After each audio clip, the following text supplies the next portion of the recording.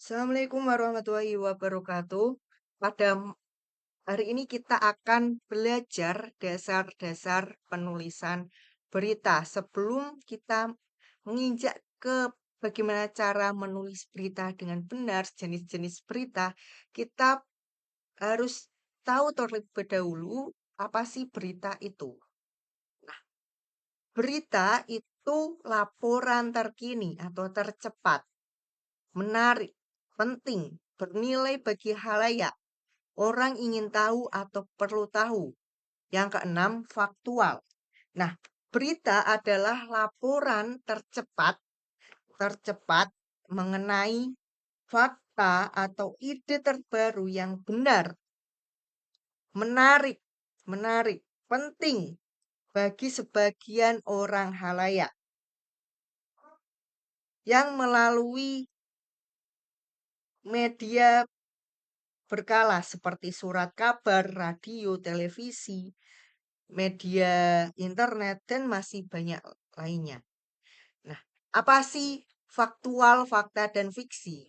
Jadi, berita itu harus faktual, kenyataan yang mengandung kebenaran, harus benar-benar terjadi, tidak boleh direkaan atau dihayal. Berita itu tidak boleh dihayal, harus benar-benar terjadi.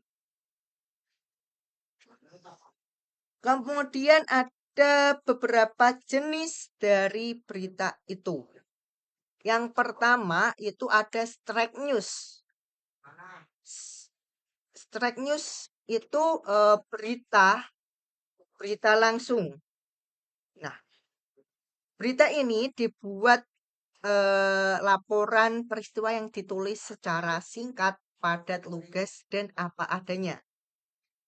Nah, untuk prosesnya itu tidak lebih dari 24 jam atau 1 hari, atau tidak boleh lebih dari 3 hari. Setelah 3 hari, maka berita langsung atau strike news itu sudah basi. Nah, karena memang beritanya masih panas. Nah, ada beberapa contoh seperti berikut. Nah, jadi strike news ini wartawan itu bergerak cepat ke lokasi dan langsung meliput bagaimana keadaan yang ada dan menyebarkan ke publik.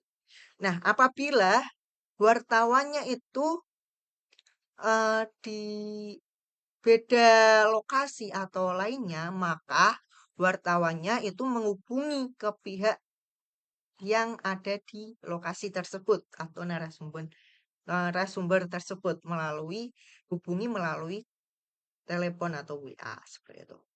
Nah, contoh dari strike news, perhatikan ya. Contohnya, Kompas evakuasi korban tanah longsor di perkebunan teh Dewata, Desa Tejolaya, Kecamatan Pasir Jambu, Kabupaten Bandung, Jawa Barat, terhambat medan berat berupa jalan menanjak berliku-liku dan berbatu.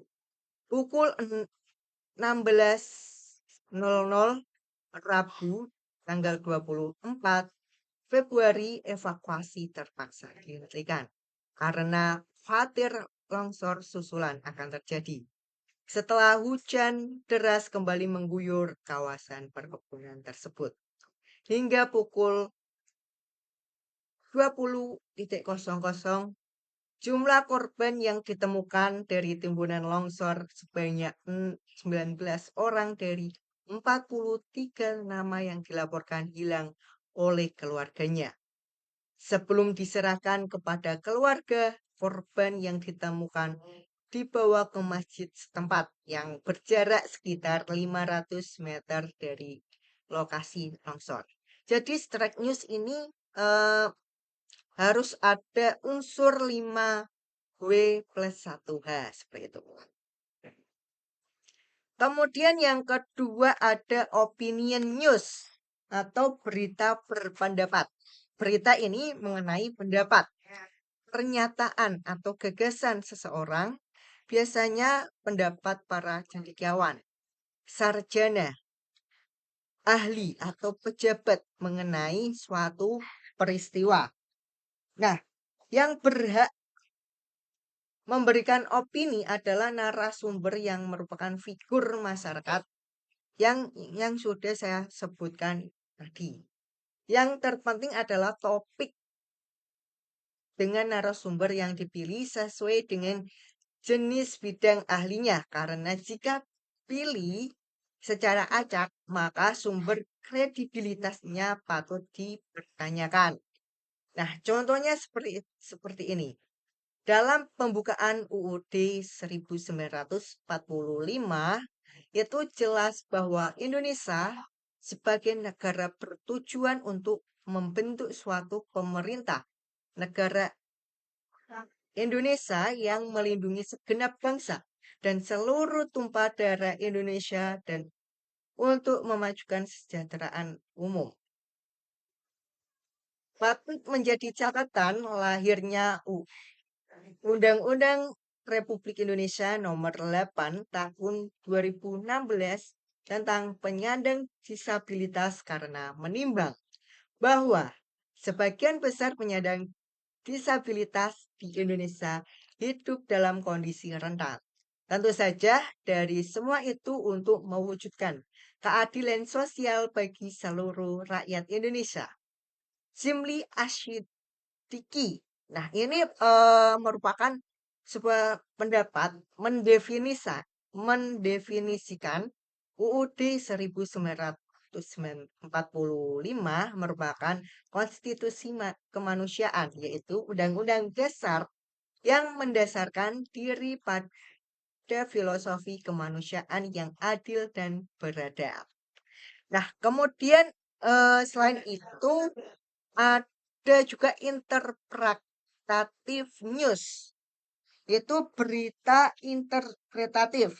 Nah, berita yang dikembangkan dengan komentar atau penilaian wartawan atau narasumber yang kompeten atas berita yang muncul sebelumnya. Nah, jenis berita ini merupakan gabungan antara fakta dengan opini atau penilaian reporter atau narasumber. Meskipun begitu, reporter harus tetap menuliskan teks berita atau memberikan informasi sesuai dengan kaidah jurnalistik dan tetap memperhatikan kode etik jurnalistik. Ya, yang kemudian yang keempat ada deep news, berita mendalam. Nah, berita yang merupakan pengembangan dari berita yang sudah muncul dengan pendalaman hal-hal yang ada di bawah satu permukaan.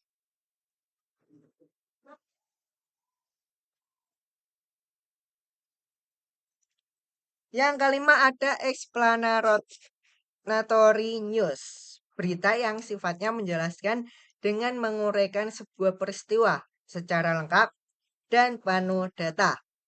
Yang keenam adalah investigative news, berita investigasi. Berita yang diperoleh dan dikembangkan berdasarkan penelitian atau penyelidikan dari berbagai sumber.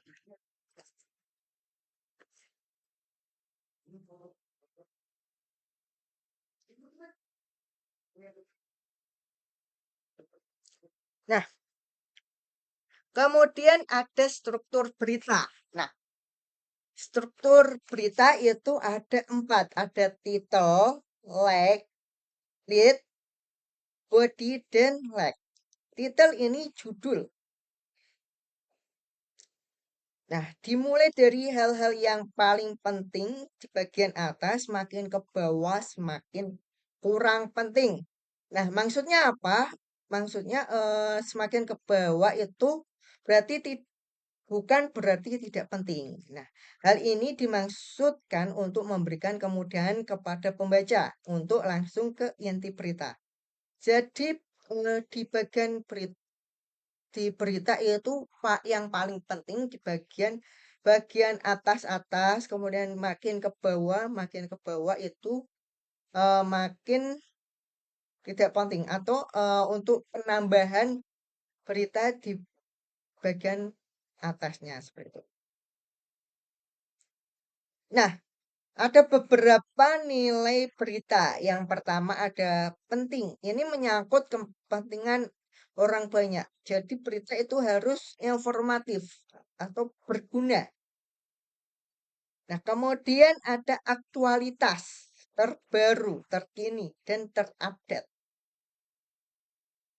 Jika tidak terbaru, maka berita tersebut sudah basi, sudah tidak layak dibaca lagi. Seperti itu. Kemudian ada kedekatan peristiwa terhadap masyarakat. Kemudian ada skala dan dampak. Contohnya, wabah COVID-19 sama pencopetan di pasar. Dampaknya lebih besar mana? Skalanya lebih besar mana? Nah, jadi berita yang paling tren atau yang paling banyak dibaca adalah wabah COVID-19 atau yang memiliki dampak yang lebih besar daripada pencopetan di pasar. Nah, yang kita beritakan adalah wabah COVID-19. Nah, ini untuk lingkup Indonesia. Kalau lingkup desa atau mana, kita dampaknya lebih besar mana? Ke desa atau kemana? Seperti itu. Baru kita beritakan. Seperti itu. Kemudian konflik. Konfliknya ini ada percekcokan, perselisihan, pertentangan. Kemudian ada unik. Berita itu harus unik. Nah, manusia naik kuda sama kuda naik manusia. Paling unik yang mana? Kemudian ada tokoh, figur publik, seleb, tokoh negara, dan pahlawan. Kemudian ada human interest, menyentuh perasaan kemanusiaan. Nah, kelengkapan ini semakin lengkap, semakin bernilai. Jadi sebuah berita yang lengkap, maka sebuah beritanya itu semakin bernilai daripada berita yang kurang lengkap. Jadi sebuah berita itu harus mengikuti harus ada 5W1H-nya. Kita bahas. Unsur berita itu ada 6. Apa, di mana, kapan, siapa, mengapa, dan bagaimana. Nah, keenam unsur ini sudah ada di berita, maka sudah disebut berita. Kalau tidak ada salah satu unsur ini, maka belum disebut berita. Apa yang terjadi? Kemudian di mana peristiwa itu terjadi, kapannya itu di mana, siapa saja yang terlibat dalam peristiwa tersebut, mengapa hal itu terjadi, terus bagaimana hal itu terjadi. Nah, kita lihat, kita kenali adik Simba ini. Nah, jadi unsur berita ini bisa disebut adik Simba untuk lebih mudah diingat. Nah, kita lihat di sini, kita analisis. Ini judulnya. Nah, jadi untuk judul ini harus ada di dalam lead, di dalam lead paragraf pertamanya. Nah, kan BPK gelar workshop implementasi kode etik. Nah, kita lihat di sini, apakah sudah ada 6 unsur tersebut atau belum. Kita analisis di slide berikutnya. Kita analisis. Nah, tadi kita sudah membaca berita tersebut. Nah, kita analisis apa yang ada di berita tersebut, apa yang terjadi. Yang terjadi adalah workshop implementasi kode etik BPK. Nah, di mana itu dilaksanakan? Di auditorium kantor pusat BPK Jakarta. Nah, kapan itu dilaksanakan? Di hari Senin, tanggal 28 Oktober 2019. Siapa yang melaksanakan? BPK, Badan Pemeriksa Keuangan. Mengapa itu dilaksanakan? untuk membangun sinergi. Nah, bagaimana keadaan di situ? Siapa saja yang mengikuti? Keadaannya itu diikuti 255 orang. Seperti itu. Nah, bagaimana sih cara membuat headline atau judul? Judul itu harus menarik, mencerminkan isi berita, spesifik, akurat, jelas, dan ringkas. Kalimatnya harus aktif, tidak boleh pasif. Boleh pasif jika menarik. Hindari kata kerja di awal. Tidak diakhiri titik. Titik. Kemudian yang ketujuh, hindari terlalu banyak singkatan. Kemudian 8 itu singkat. Seperti itu. Nah, jika ada pertanyaan bisa tanya di grup atau di kolom komentar. Sekian, terima kasih. Wassalamualaikum warahmatullahi wabarakatuh.